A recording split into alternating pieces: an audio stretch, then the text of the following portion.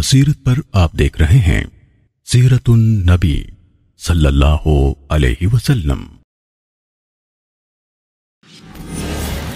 اسرا اور معراج۔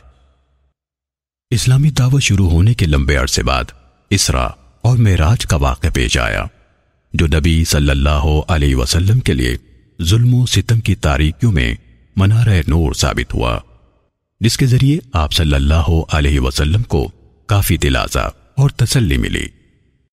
اللہ رب العزت نے اسرا کا واقعہ سورہ اسرا یعنی سورہ بنی اسرائیل میں بیان فرمایا ہے۔ اللہ فرماتا ہے، سبحان الذی اسری بعبدہ لیلا من المسجد الحرام الى المسجد الاقصى الذی بارکنا حولہ لنریہ من آیاتنا انہ هو السمیع البصیر۔ وہ پاک ہے جس نے راتوں رات اپنے بندے کو مسجد حرام سے مسجد اقصی تک سیر کروائی، جس کے ارد گرد ہم نے برکت رکھی ہے تاکہ ہم اسے اپنی کچھ نشانیاں دکھائیں۔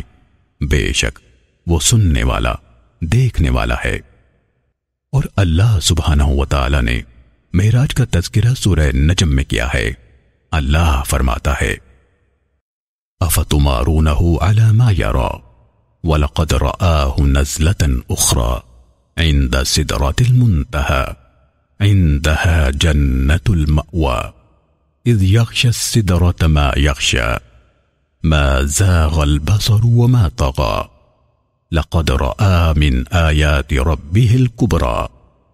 پھر جو کچھ اس نے دیکھا تم اس میں جھگڑتے ہو، اور اس نے اس کو ایک بار اور بھی دیکھا ہے، سدرۃ المنتہا کے پاس، جس کے پاس جنت الماوا ہے، جبکہ وہ سدرہ پر چھا رہا تھا جو چھا رہا تھا، یعنی نور، نہ تو نظر بہکی نہ حد سے بڑی۔ بے شک اس نے اپنے رب کی بڑی بڑی نشانیاں دیکھیں۔